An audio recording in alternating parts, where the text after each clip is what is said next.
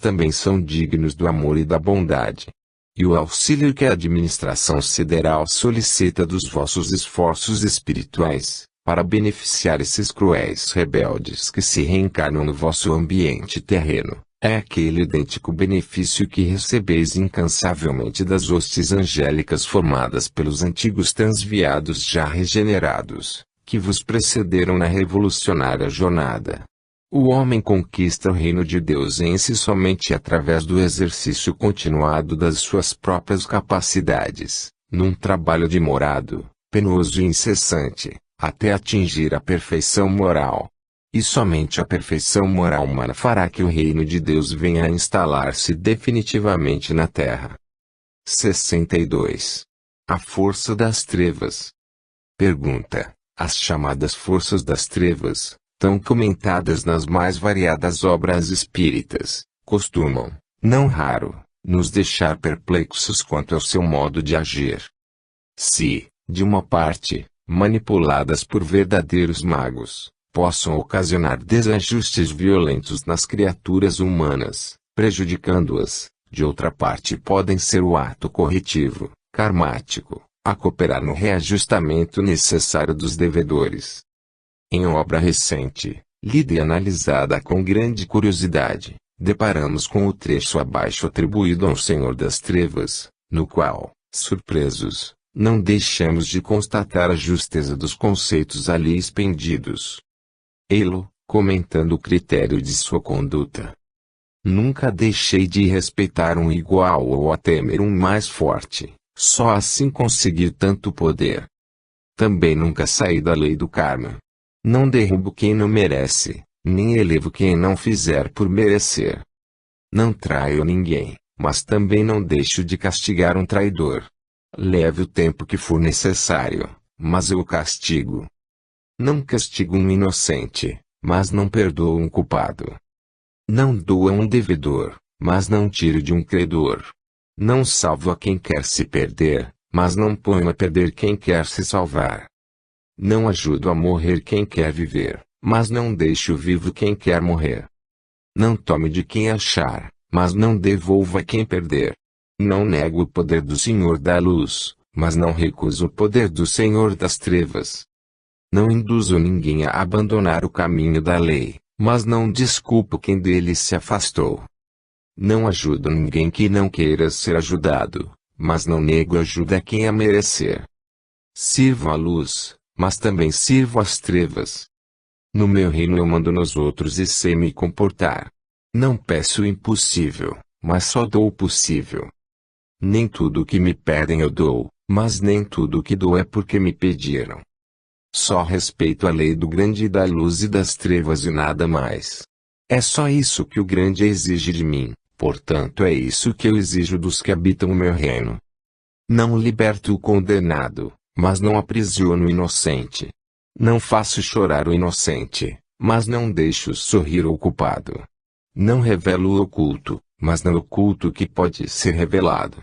Não infrinjo a lei e pela lei não sou incomodado.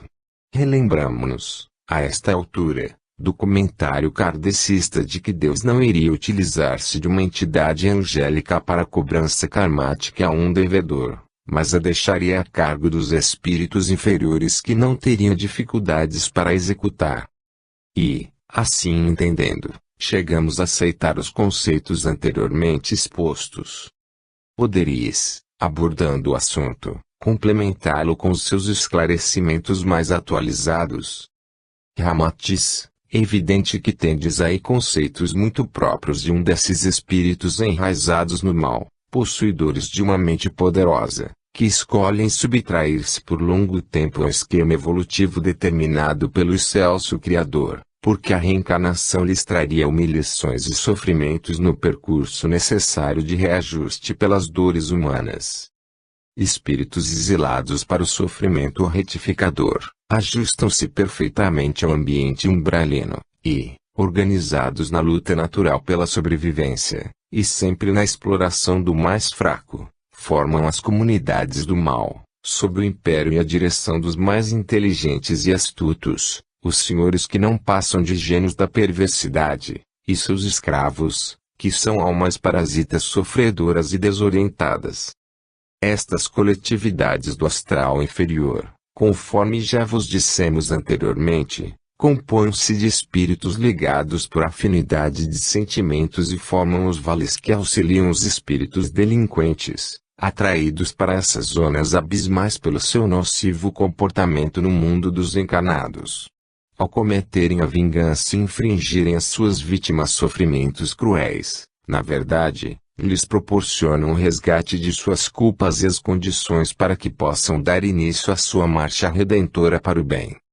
No entanto, não deveis vos esquecer de que são todas situações temporárias.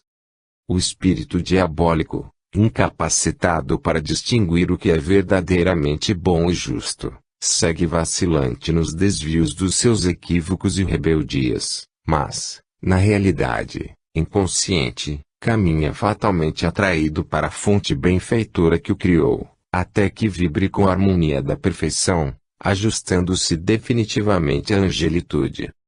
E certo é, deveis saber, que não existe espírito encarnado ou desencarnado que não tenha um amigo em plano mais elevado interessado na sua felicidade. Mesmo que para sua regeneração, sob a lei do progresso espiritual, deva ele reencarnar com deficiência mental, ou física, faltando-lhe a mão, ou o pé, portando desarticulados aleijões, ou, ainda cego, os seus protetores, desvelados, o assistem para salvá-lo e, finalmente, conduzi-lo docilmente ao redil venturoso, cumprindo-se assim a promessa do amado Jesus, de que não se perderá uma só ovelha do rebanho do Senhor. Resta-nos ressaltar-vos aqui alguns dos conceitos salvadores de Jesus, o iluminado instrutor espiritual da terra, resumidos ensinos, estes sim, que em essência esclarecem as imutáveis leis da vida espiritual. Ei-los. O maior mandamento. Amarás ao Senhor teu Deus de todo o teu coração, de toda a tua alma e de todo o teu entendimento. Este é o grande primeiro mandamento. E o segundo, semelhante a este, é: amarás ao teu próximo, como a ti mesmo. Destes dois mandamentos dependem toda a lei e os profetas. Mateus 34-40. As bem-aventuranças. Melodiosas palavras do Sermão da Montanha. Bem-aventurados os humildes de espírito, porque deles é o reino dos céus. Bem-aventurados os que choram, porque eles serão consolados. Bem-aventurados os mansos, porque eles herdarão a terra. Bem-aventurados os que têm fome e sede de justiça, porque eles serão fartos. Bem-aventurados os misericordiosos, porque eles alcançarão misericórdia. Bem-aventurados os limpos de coração, porque eles verão a Deus. Bem-aventurados os pacificadores, porque eles serão chamados filhos de Deus. Bem-aventurados os que têm sido perseguidos por causa da justiça, porque deles é o reino dos céus. Bem-aventurados sois, quando vos injuriarem, vos perseguirem, e, mentindo, disserem todo o mal contra vós por minha causa. Alegrai-vos e exultai, porque grande é o vosso galardão nos céus, pois assim perseguiram os profetas que existiram antes de vós. Mateus 5, 1-12. Os dois fundamentos. Todo aquele, pois, que ouve estas minhas palavras e as observa, será comparado a um homem prudente, que edificou a sua casa sobre a rocha. E desceu a chuva, vieram as torrentes, sopraram os ventos e deram com ímpeto contra aquela casa e ela não caiu, pois estava edificada sobre a rocha. Mas todo aquele que ouve estas minhas palavras e não as observa, será comparado a um homem nécio, que edificou a sua casa sobre a areia.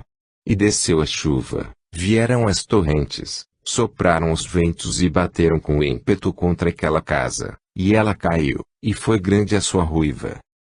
Mateus 7, 24-27. 63. A vivência no final de tempos.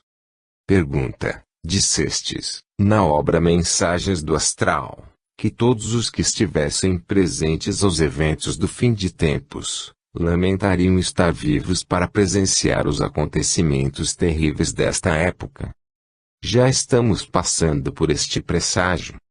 A cada dia, cada momento, os fatos vêm demonstrar o acerto destas previsões, pois cada criatura evangelizada sente na própria carne os sofrimentos decorrentes de ter que conviver com os esquerdistas do Cristo. A sociedade, a política, os governos, todos enfim com quem se deveria contar para amenizar as agruras destes tempos difíceis, são o exemplo vivo da corrupção, do desgoverno, da rapinagem, a valerem-se das posições de mando e do poder para beneficiarem-se, a si próprios, e a parentela corporal, ou a oprimirem os fracos em seus interesses. Como enfrentar estas situações? Chegam as pessoas honestas e operosas, a não ver nenhuma outra saída senão as ações violentas para coibir esses abusos. É comum ao terrícola atual, vendo estampadas as cenas desses crimes, a desejarem até mesmo as penas de morte. Sabemos que não estamos, por acaso, presenciando a tudo isso. Não desconhecemos a lei de causa e efeito. No entanto, a passividade não parece gerar efeito. A não violência, tão pregada por Gandhi, parece ter surgido, estagnado e desaparecido, por parte dos sofridos. Em contrapartida, os violentos se afirmam cada vez mais, havendo até mesmo endeusamento deles por parte da massa irrefletida. O que poderíeis nos falar mais sobre esta situação? Como enfrentar este final de tempos? Ramatiz, na obra citada também vos explicamos que todos os acontecimentos no seio do cosmos são previstos e obedecem a planos antecipadamente estabelecidos. Sob a direção técnica da Suprema Lei, os construtores siderais, criadores dos mundos, conhecem e preveem, com absoluta perfeição, as épocas psicológicas em que ocorrerão os desregramentos periódicos e cíclicos de cada um dos agrupamentos espirituais reencarnados.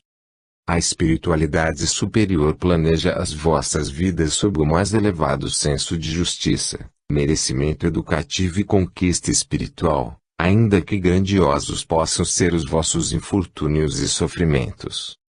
Podemos vos afiançar que, em grande parte, a vossa humanidade atual é a reencarnação coletiva daqueles mesmos espíritos que há milênios formavam as hordas de vândalos cristalizados no ódio, que praticavam a violência na destruição de tudo e de todos, com perversidade devastadora. Ainda que considereis injusta a generosa oportunidade de reencarnação concedida pelo magnânimo Criador para a redenção desses infelizes rebeldes, que está comprometendo seriamente o padrão vibratório do vosso orbe, paira, nesses movimentos todos de inversão dos valores tradicionais e já consagrados ao bem comum, o objetivo elevado do cumprimento das provações individuais e coletivas, das pessoas e dos povos, pois vivenciais pleno e importante ciclo regulador de modificações do vosso planeta, previsto bilhões de anos antes do vosso calendário. Lembrai-vos de que todos sois filhos do mesmo Deus. Ante a mesma lei de igualdade e justiça do Criador, esses vossos irmãos obstinados no mal e contrários ao Cristo, são dignos das mesmas oportunidades e do mesmo carinho que já gozastes no caminhar dos milênios. A inconsciência da realidade espiritual é que os leva a viver apenas e exclusivamente para a satisfação de seus interesses comuns, sem um mínimo de interesse dedicado ao próximo. Reconhecemos, no entanto, tarefa de incondicional e absoluto amor, constituindo-se valiosa oportunidade de elevação espiritual para todos vós, situando-vos, talvez, na posição angélica de espíritos gloriosos, o sacrifício e a renúncia que possais demonstrar para favorecer esses espíritos malfeitores, seduzindo-os para o amor de Jesus. As criaturas rebeldes podem alcançar a sua regeneração, mais rapidamente, convivendo com outras amorosas e dedicadas, antes que serem deixadas ao abandono e sob a influência de indivíduos com a mesma tendência nociva. Recordemos, antes, que na mesma proporção do desenvolvimento da vossa consciência humana, para o alcance das noções de mais alta espiritualidade, também vai diminuindo a necessidade de recursos dolorosos para motivar-vos na purificação do vosso espírito. Atendendo ao plano divino, está a definir-se o momento profético da promoção da Terra e de sua humanidade. 64. As neuroses. Pergunta: de tempos esta parte estamos assistindo à verdadeira enxurrada de ocorrências das chamadas neuroses que têm acometido uma infinidade de seres viventes em nosso planeta. Alguns dos casos podemos tipificar como sendo obsessões que sabemos ocorrer em decorrência de processos karmáticos. É o pagamento de dívidas contraídas a lures.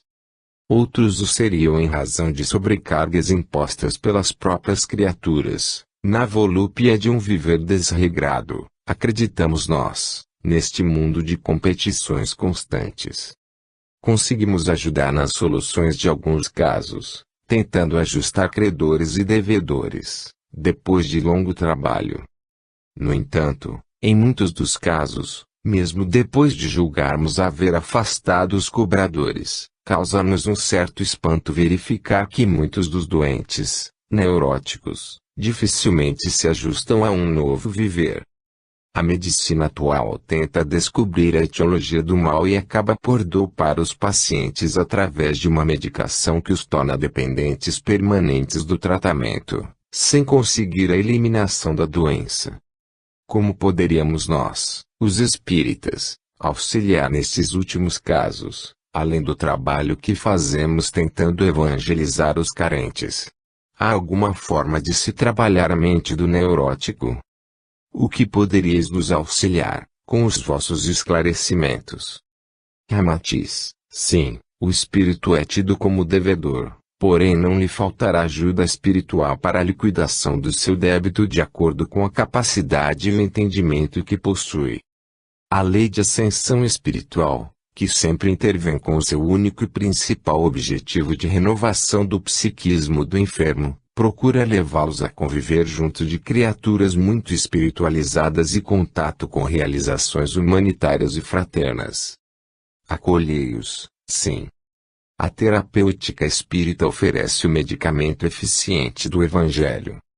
Cessada no inconsciente a atividade da causa que o levava a ter uma conduta neurótica, indisciplinada ou contraditória, passa a mente do enfermo a trabalhar liberta de impulsos ou direções indesejáveis, condicionando-o para uma vida normal, ao proporcionar-lhe equilíbrio à convivência mais afetiva e harmoniosa, para com todos e para com tudo que o circunda. Mas, a indiscutível realidade é que sempre será o seu livre-arbítrio que continuará regendo a condução do seu destino. Já vos temos dito que os homens, ainda que originados da mesma fonte criadora divina, diferenciam-se entre si porque são consciências individualizadas no cosmo, conservando porém as características próprias e diversificadas conforme a sua maior ou menor idade sideral. O crescimento espiritual é problema particular de foro íntimo, pois que varia muito o tipo e a índole psicológica das criaturas. Não podeis ignorar que já vai evoluindo também a cirurgia do corpo físico para a cirurgia do espírito. Assim como na atualidade a mente humana já pode ser tratada clinicamente tanto quanto o corpo material, em futuro muito próximo passará a ser incumbência dos vossos médicos a realização de operações para determinadas afecções de ordem mental. 65. Ainda o astro intruso. Pergunta: cientistas atuais estão detectando, no cosmo, sob a forma de enorme corpo luminoso, algo que parece dirigir-se à nossa galáxia? Por enquanto, para estes cientistas, o fato parece prender-se ao surgimento, ou nascimento, de uma nova estrela. Seria o esperado astro intruso. Sua passagem, por si comentada em mensagens do astral, deveria fazer sentir sua maior influência por volta do ano 1998. Continua válido o prognóstico. Ramatiz: previsto pela lei de ascensão espiritual, a finalidade principal desse planeta é a de higienizar a Terra e recolher os esquerdistas. Observai o atual cenário terreno. Notai que de há muito vos encontrais movendo-vos na aura astral desse planeta inferior.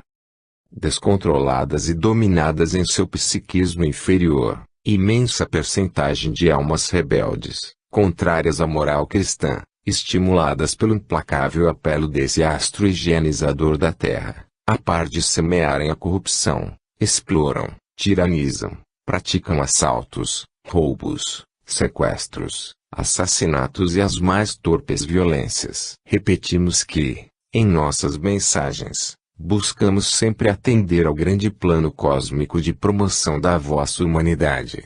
Ao procurarmos explicar, de maneira compreensível, os acontecimentos cósmicos mais importantes deste fim de tempos, estamos, em verdade, vos convidando através do Cristo, o astro sublime, a que vos transformeis, retificando todos os desvios perigosos para a vossa própria felicidade. Deixar que a vossa ciência acadêmica cuide do fenômeno astronômico propriamente dito, uma ocorrência comum e provisória nos mundos materiais.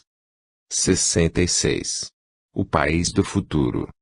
Pergunta: já vai bem distante, no tempo e na realidade, que o nosso querido companheiro Humberto de Campos, irmão X, afirmou que o Brasil seria a pátria do Evangelho e o coração do mundo.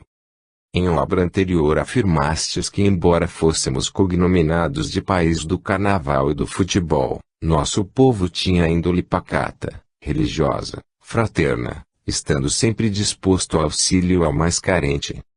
No entanto, agora somos o país dos sequestros, dos políticos corruptos, dos traficantes de droga e seus usuários, além de determos a pecha de que aqui a prostituição se inicia desde a tenra idade e é prolongada até os adultos de ambos os sexos.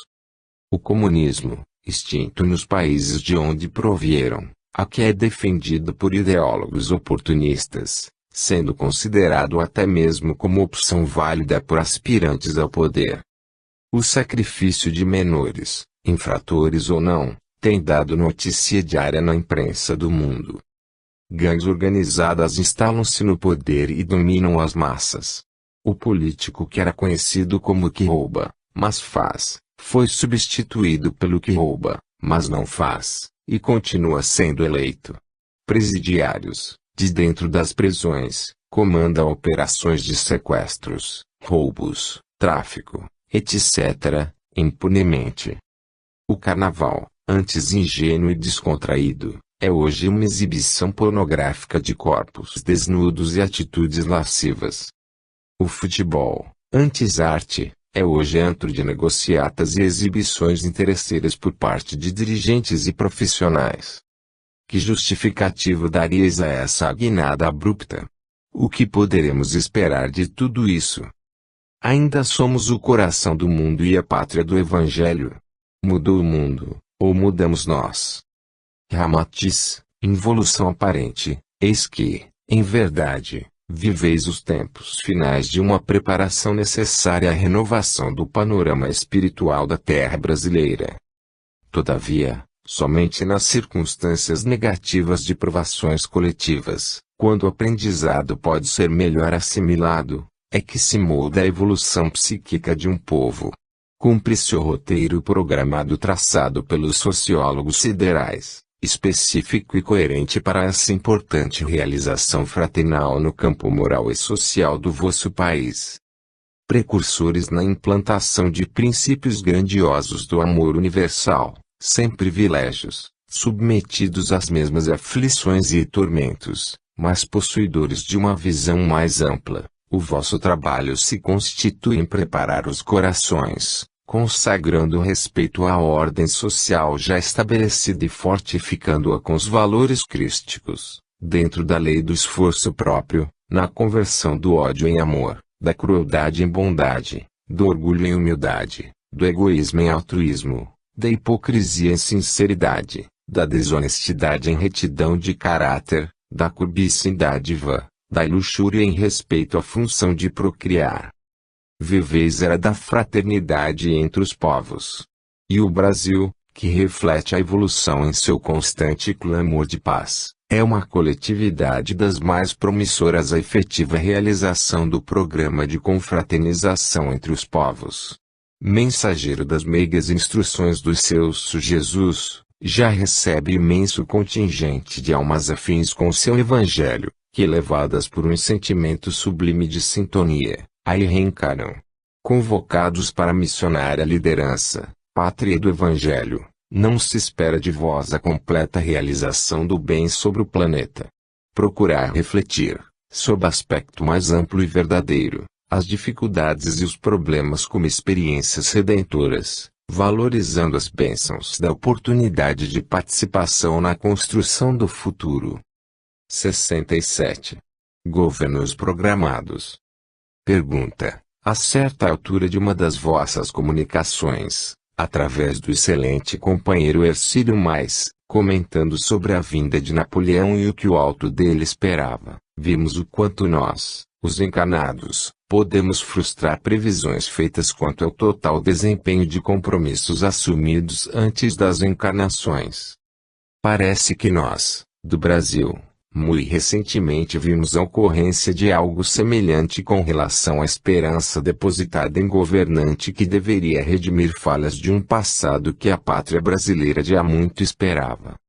Visto do alto, como se operou essa ocorrência? Houve repetição de forças ocultas que impediram uma reformulação de procedimentos arraigados no país? Houve, realmente, uma falência de compromisso. Tudo isso faria parte de um programa pré-estabelecido, para que se pudessem valorizar conceitos e procedimentos relegados a planos secundários. Venceram as trevas. Venceu a luz. Tivemos o governo que merecíamos. O que poderíeis comentar acerca do ocorrido? Ramatiz, sem dúvida, conforme o antigo dístico popular de que o povo tem o governo que merece. As nações terrenas, sem exceção, possuem governos sempre escolhidos diretamente pela sua administração sideral, adequados às mais diversas etapas de sua evolução política, social e moral.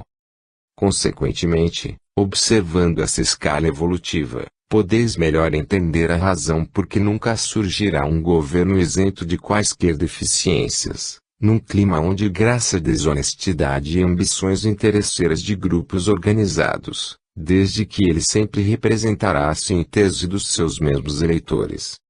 Mas certo é, também, que não ficarão livres das severas sanções espirituais por muitas existências futuras, os políticos do vosso mundo que enganam e mistificam, prejudicando com suas ambições e atitudes inescrupulosas aos que acreditam em suas promessas. Sob o ponto de vista da espiritualidade, podemos vos garantir que o Brasil, nação detentora da mensagem mais avançada e terna do orbe terráqueo, a fraternidade, terá a governá-lo sempre almas cada vez mais lúcidas, sábias, justas, inteligentes e portadoras de elevada capacidade construtiva, a lhe proporcionarem também melhores condições de vida e êxito na sua missão salvadora de pátria do Evangelho. E suficiente vos é saber que não se alteram os planos siderais se, por força de quaisquer circunstâncias, um espírito eleito ou escolhido não cumprir a sua obrigação assumida no espaço, pois o alto sempre dispõe de um substituto, ou equipe, de igual padrão espiritual e com capacidade semelhante, que dará prosseguimento ao mesmo programa espiritual. 68. As previsões imprevistas. Pergunta: em algumas ocasiões, através de médiuns considerados confiáveis, são recebidas comunicações que nos deixam embaraçados. Não seriam propriamente afirmações, mas antes alusões a atos, ou fatos, que, na prática, ficam longe de ocorrer da forma, ou pela forma e características aventadas nessas comunicações. E aí nos assaltam, então, dúvidas sobre a real autenticidade destas comunicações. Falhou o médium. Falhou o comunicante. Alteraram-se os fatos, ou atos que deveriam ocorrer, frente às circunstâncias imprevisíveis pelos nossos amigos do alto. Ou, pela nossa incapacidade de encarnados, Fomos vítimas crédulas de alguma mistificação, a despeito de uma observância criteriosa dos princípios que devem reger a análise dessas comunicações. Se isso possa ocorrer junto a pessoas vigilantes, e cremos que o sejam, o que se poderia esperar dos invigilantes? O que poderíeis nos aduzir sobre o assunto? Ramatiz, caro irmão Renato, amigo e colaborador eficiente, eis a nossa resposta à vossa indagação. Os medianeiros, como sabeis, na sua generalidade, são intuitivos e não podem libertar-se do animismo, que varia sempre, no seu grau maior ou menor, de médium para médium. Quando são realizados trabalhos que visem objetivos de relevada importância, requerendo uma argumentação eficiente e irrefutável, quanto àqueles que motivam as reuniões mensais do grupo que coordenais, os guias escolhem sempre medianeiro com maior eloquência e desembaraço, possuidores de uma boa cultura espiritual, que melhor possam atender às suas elevadas finalidades. Mas, sendo criatura demasiadamente sensitiva, o médium é centro de convergência e participante de um sem número de fenômenos do mundo invisível, que quase sempre ignora, dificilmente distingue quando é a manifestação da sua própria emoção, do seu estado psicológico ou do seu conteúdo intelectual que o domina no momento do fenômeno psíquico. No entanto, quando acontecer a interferência anímica, não deveis vos apressar em acusá-lo de totalmente anímico, mistificador ou de médium não confiável, pois que o fato pode ocorrer mesmo com os mais aperfeiçoados médiuns do além. 69. Organizando. No mês de abril de 1994 apresentamos uma proposta de reorganização para a instituição a que servimos, no interesse de adequá-la à crescente demanda por parte dos carentes que a procuram. Não compreendida por muitos dos companheiros, acomodados a uma continuidade rotineira, tivemos a ideia de apresentar a proposta à nossa médium, pedindo que a submetesse à apreciação do nosso estimado Ramatiz. No dia 9 daquele abril recebemos a resposta abaixo. Ramatiz, uma instituição cristã, constituída e voltada, desde a sua base, para os tempos novos, identificada e tida por nós como a árvore boa que dá bons frutos, sois a candeia acesa e posta à vista para bem iluminar. Levai a todos o conhecimento da reencarnação e do Deus único, que se faz sentir na paz da consciência e do coração daqueles que vivem em conformidade com a lei de amor e caridade. Eis a tarefa bendita que vos foi confiada como o compromisso que, antes de reencarnar, haveis aceito, para vossa evolução espiritual, individual e conjunta. Vossos jovens se preparam, animados já pelo vosso trabalho. Prossegui, evangelizando os vossos jovens e crianças. Espíritas, trabalhai unidos, solidários na fé, e lutai ativamente para o alcance dos vossos sagrados objetivos. Em breves tempos deixareis de ser uma organização fechada, regida por restritivas normas, para serdes uma só união de corações e de espíritos, vivenciando os verdadeiros estatutos da divina lei do amor, a realidade de um só rebanho conduzido por um só pastor. Como a religião universal, o Espiritismo é a união dos corações e dos espíritos. O Cristo Jesus tem seus braços amplamente abertos a toda a humanidade. Atendendo ao que nos haveis solicitado, recordamos essa sensível e devotada orientação que vos prestou, após desencarnado, Bezerra de Menezes, o apóstolo do bem e da paz, um dos vossos mais experientes e laboriosos espíritas, uma estrela a brilhar agora de outros planos. Diretrizes. Anotamos a extensão das atividades que se espraiam no campo do serviço que o Senhor nos deu a lavrar: trabalho, aprimoramento, disciplina, educação. Não podia ser de outro modo, em nos referindo às dificuldades que se avolumam. É que os valores se intensificam e com eles os obstáculos mecanicamente se ampliam, examinando-nos a capacidade de realização. Continuemos, porém, trabalhando sem hesitação e sem temor. Diante disso, não nos amedrontemos ante os desafios com que vamos sendo defrontados, em matéria de construção e reconstrução, adaptação e readaptação quase que permanentes em nossas fileiras.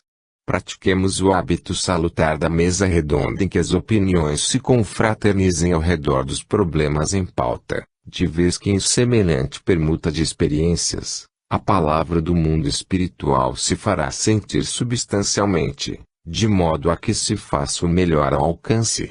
Isso, porque o serviço cresce com a nossa prática de trabalho e quanto mais servimos, mais amplos horizontes se nos descerrarão aos olhos, conclamando-nos a edificações sempre maiores.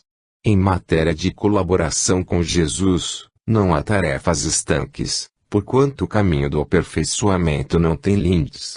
Estamos à frente de um mundo novo, nas estruturas em que se lhe agiganta o progresso material. As renovações ditadas por métodos diferentes e por diretrizes outras, além daquelas que nos orientaram até ontem os passos na Terra, solicitam-nos mais segurança e entendimento no trato com todos os itens que se refiram à preparação do futuro. Uma realidade, porém, não mudou: a necessidade do burilamento íntimo pelos padrões de Jesus. Auxiliemos por amor e pelo amor, porquanto somente o amor oferece clima adequado à sustentação da paz no levantamento e conservação da felicidade comum. De mensagem recebida no dia 02 de 10 de 1971, por Francisco Cândido Xavier. Obra: Bezerra, Chico e Você, ditada por Bezerra de Menezes. 70. Atualizações. Pergunta: relemos, com avidez, os tomos da Revista Espírita de Kardec, procurando, em confronto com os nossos conhecimentos atuais, através dos escritos de André Luiz, de Emmanuel, dos vossos, encontrar as explicações da época, para fatos que hoje consideramos tão naturais, que chegamos a sentir vontade de lá termos estado para cooperar com aquela obra tão extraordinária. Jamais pensamos em dispor de conhecimentos maiores do que os portados pelos colaboradores do nosso insigne codificador. Isso nunca. Mas sempre nos assalta uma pergunta, talvez natural a seres tão pretensiosos como nós. Por que, somente agora, penetramos em questões que, a despeito de sempre terem existido, concernentes à doutrina, àquela época não eram abordadas? Inoportunidade da época. Despreparo dos médiuns. Base incipiente para saltos maiores, talvez, pensamos.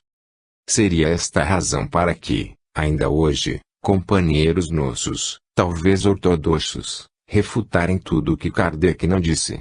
E poderia dizê-lo. Estaremos hoje atualizando, completando, inovando ou apenas conhecendo melhor o mecanismo do estudo e das práticas espíritas, após a base por ele plantada. Ramatiz, é verdade insofismável que o homem de hoje, com a sua capacidade de raciocínio mais desenvolvida, está melhor preparado para analisar e assimilar mais profunda e intimamente os conceitos evangélicos de Jesus.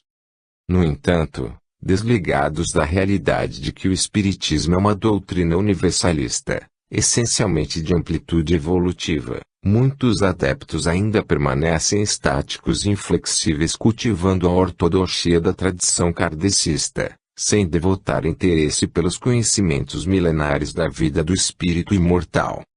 Repetimos que nós, os espíritos desencarnados, nada podemos vos trazer de novo, constituindo-se as nossas mensagens em simples interferências, na tentativa de vos recordar os ensinamentos de Jesus, divulgados na terra há muito tempo pelos eleitos do Senhor. O próprio Cristo enunciou: muitas coisas tenho para vos dizer, mas não as podeis suportar agora. Porém, quando vier o Espírito de verdade, ele vos guiará em toda a verdade. Vos fará lembrar tudo quanto vos tenho dito e vos anunciará as coisas que estão para vir. João 15, 12 a 13. E assim responderam a Allan Kardec os espíritos que o assistiam, na questão 628 do Livro dos Espíritos. Porque a verdade não esteve sempre ao alcance de todos. É necessário que cada coisa venha a seu tempo. A verdade é como a luz. É preciso que nos habituemos a ela pouco a pouco, pois de outra maneira nos ofuscaria.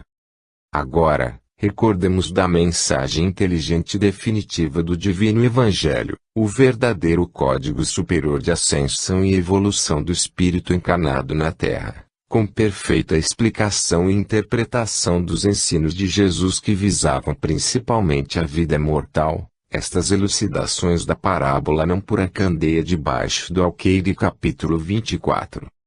7. O Espiritismo vem, atualmente, lançar a sua luz sobre uma porção de pontos obscuros, mas não o faz inconsideradamente. Os Espíritos procedem, nas suas instruções, com admirável prudência. E sucessiva e gradualmente que eles têm abordado as diversas partes já conhecidas da doutrina. E é assim que as demais partes serão reveladas no futuro, à medida que chegue o momento de fazê-las sair da obscuridade. Se a houvessem apresentado completa, desde o início, ela não teria sido acessível, senão a um pequeno número, e teria mesmo assustado aqueles que não se achavam preparados, o que seria prejudicial à sua propagação. Se os espíritos, portanto, ainda não dizem tudo ostensivamente, não é porque a doutrina possua mistérios reservados aos privilegiados, nem que eles ponham a candeia debaixo do alqueire, mas porque cada coisa deve vir a seu tempo oportuno. Eles dão a cada ideia o tempo de amadurecer e se propagar, antes de apresentarem ou trair os acontecimentos o tempo de lhes preparar a aceitação. Fim.